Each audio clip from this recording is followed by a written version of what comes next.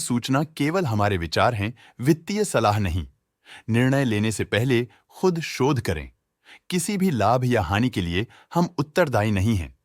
आज हम देख रहे हैं मेथन एलॉयज लिमिटेड के 2025-26 Q1 की standalone financial performance. Starting with the sales, पिछले क्वार्टर से सेल्स में 49% का इंक्रीज हुआ है। इस अवधि में कंपनी की सेल्स परफॉर्मेंस स्टेबल रही और पिछले साल के मुकाबले अप्रॉक्स 2 गुना तक इंक्रीज हुई। Expenses 59.5% quarter on quarter increase हो गए हैं, जो साल भर के 73.5% के राइज के साथ अलाइन करता है।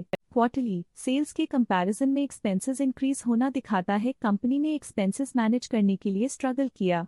हालांकि कंपनी ने एनुअली अच्छा परफॉर्म किया। ऑपरेटिंग प्रॉफिट, जो पिछले साल के कंपैरिजन में 121% अप हुआ है, quarter on quarter around -17.5% decrease हुआ है। Operating profit margin OPM annual basis पे 1.5% से इंक्रीज हुआ है और पिछले क्वार्टर के कंपैरिजन में -6% से डिक्रीज हुआ है। एक्सेप्शनल आइटम्स को ऐड करके अदर इनकम पिछले क्वार्टर के कंपैरिजन में लगभग 7 गुना बढ़ गई। बावजूद इसके ईयरली ग्रोथ 17.5% हुई है। इंटरेस्ट एक्सपेंसेस पिछले क्वार्टर से 56% अप हुआ, लेकिन ईयर ओवर ईयर इंक्रीज लगभग 9 गुना हुआ है। डिप्रिशिएशन कॉस्ट्स में क्वार्टरली -6.5% का डिक्लाइन देखने को मिला और ईयरली बेसिस पे -3% का डिक्रीज देखा गया। प्रॉफिट बिफोर टैक्स एनुअली 20% बढ़ा, लेकिन प्रोसीडिंग क्वार्टर से लगभग 12 गुना बढ़ा है। इस साल कंपनी ने 20.5% टैक्स पे किया और क्वार्टरली कंपनी ने 22% टैक्स पे किया है। नेट प्रॉफिट ने ईयर ऑन ईयर 18% का इंक्रीज दिखाया,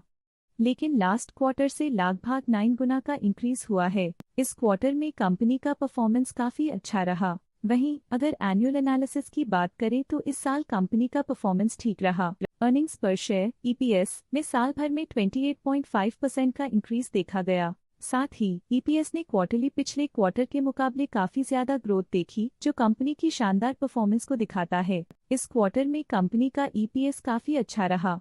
मेथन एलॉयज लिमिटेड के फाइनेंशियल स्नैपशॉट को रिव्यू करते हुए कुछ मुख्य ट्रेंड्स सामने आए हैं जो कंपनी की परफॉर्मेंस पे रोशनी डालते हैं। जून 2022 से जून 2025 तक मेथन एलॉयज लिमिटेड की फाइनेंशियल जर्नी में सबसे पहले बात करते हैं सेल्स की। इस साल सेल्स में 24% की वृद्धि हुई है और पिछले 4 सालों में -41% की गिरावट हुई है, जो हाल ही में सुधार को दर्शाता है। लगातार 2 साल की गिरावट के बाद इस साल सेल्स में वृद्धि हुई है, जो मार्केट कंडीशंस में सुधार का संकेत देता है। अब बात करते हैं एक्सपेंसेस की। इस साल एक्सपेंसेस में 21.5% की बढ़ोतरी हुई है, लेकिन पिछले 4 सालों में एक्सपेंसेस में -16.5% की गिरावट भी हुई है। इस साल सेल्स और एक्सपेंसेस एक साथ बढ़ रहे हैं, जो बैलेंस्ड ऑपरेशनल अप्रोच को दर्शाता है। इस साल ऑपरेटिंग प्रॉफिट में 72% की बढ़ोतरी हुई और पिछले 4 सालों में -87% की गिरावट हुई है। लगातार 2 साल की गिरावट के बाद इस साल ऑपरेटिंग प्रॉफिट बढ़ा है, जो ऑपरेशनल रणनीतियों में सुधार को दर्शाता है। कठिन दौर से गुजरते हुए नेट प्रॉफिट में इस साल -3.5% की गिरावट आई है, जो पिछले 4 सालों में -17% की गिरावट के साथ चुनौती पेश करता है। इस साल EPS में 5% की वृद्धि हुई, हालांकि पिछले 4 सालों में -9.5% की गिरावट देखी गई है। एक अस्थायी सेटबैक के बाद EPS ने लगातार दूसरे साल अपनी अपवर्ड ट्रैजेक्टरी को जारी रखा है, जो कंपनी की वॉलेटाइल मार्केट्स में अडेप्टेबिलिटी को दर्शाता है। चलिए अब बात करते हैं शेयर होल्डिंग पैटर्न की। मेथन एलॉयज की शेयर होल्डिंग रिपोर्ट्स कुछ इस प्रकार की हैं, जो अननोन 2025 के तक चलता है। ये रिपोर्ट कंपनी के शेयर्स की डिटेल्ड जानकारी देता है, जिसमें promoters, promoter groups, foreign investors, public investors और सरकारी एंटिटीज शामिल हैं। पब्लिक हेल्थ शेयर्स का परसेंटेज 2025 के में 23.72% से 2025 के में 23.49% तक डिक्रीज हो गया। इस डिक्रीज से साफ है कि इस टाइम पीरियड में कंपनी में पब्लिक का हिस्सा डिक्रीज हुआ है। जब कंपनी के शेयर्स का अधिकतम हिस्सा प्रमोटर्स, FII, DII या गवर्नमेंट के पास होता है, तब ये माना जाता है कि कंपनी मजबूत हाथों में है, जो स्थिरता और मजबूत समर्थन को दर्शाता है और इस मार्केट की स्थिरता बनी रहती है।